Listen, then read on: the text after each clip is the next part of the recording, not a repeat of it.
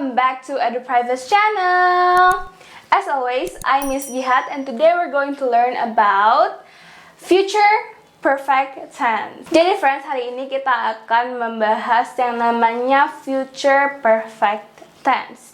Without any further ado, let's just get to the video. Nah friends, jadi apa sih yang namanya future perfect tense ini? Future yaitu masa depan, perfect yaitu sempurna. Jadi dapat disimpulkan bahwa future perfect tense ini menyatakan sebuah kalimat yang sudah terjadi di masa depan. Oke? Nah, untuk syarat dan rumus menggunakan future perfect tense ini bisa kita lihat untuk kalimat positifnya. Oke? Itu ada subject, will, have, dan verb yang ketiga. Nah, untuk subjeknya ini tidak berpengaruh dengan have. Jika kalian sudah menonton video materi yang perbedaan have, has, dan had, pasti udah tahu dong kalau has itu untuk subjek yang singular seperti she, he, it. Kalau have itu buat yang plural noun. Tapi karena di sini ada will atau auxiliary verb, di sini setelah will kata kerjanya harus bersifat infinitive. Nah, infinitive dari have ini bukan has tapi have. Jadi, walaupun subjeknya adalah singular noun, kita tetap menggunakan have. Oke? Lalu, verb ketiga yaitu past participle, seperti go, went, dan gone. Kita menggunakan verb ketiganya yaitu gone. Nah, kenapa?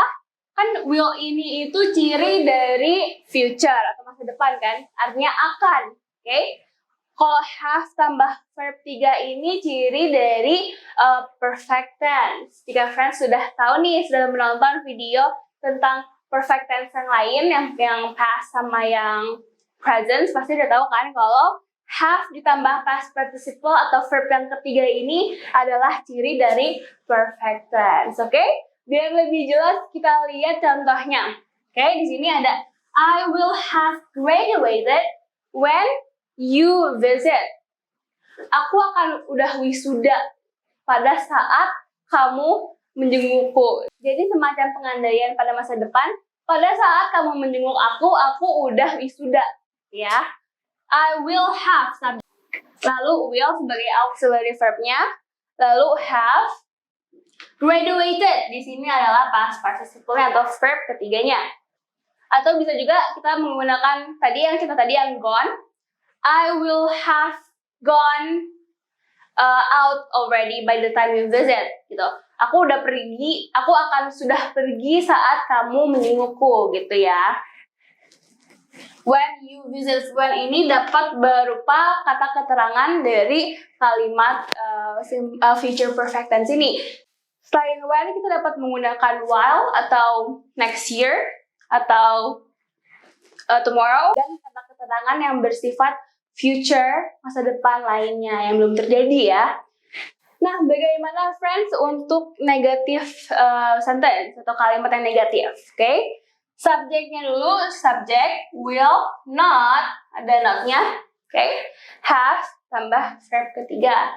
Nah, di sini contohnya, I will not have graduated when you visit. Dan dalam bahasa Inggris, biasanya untuk mengganti kalimat positif menjadi negatif, kita menambahkan not pada helping verb-nya. Nah, helping verb-nya itu adalah will. Jadi, I will not. Oke? Main verb-nya adalah have. I will not have graduated when you visit. Oke?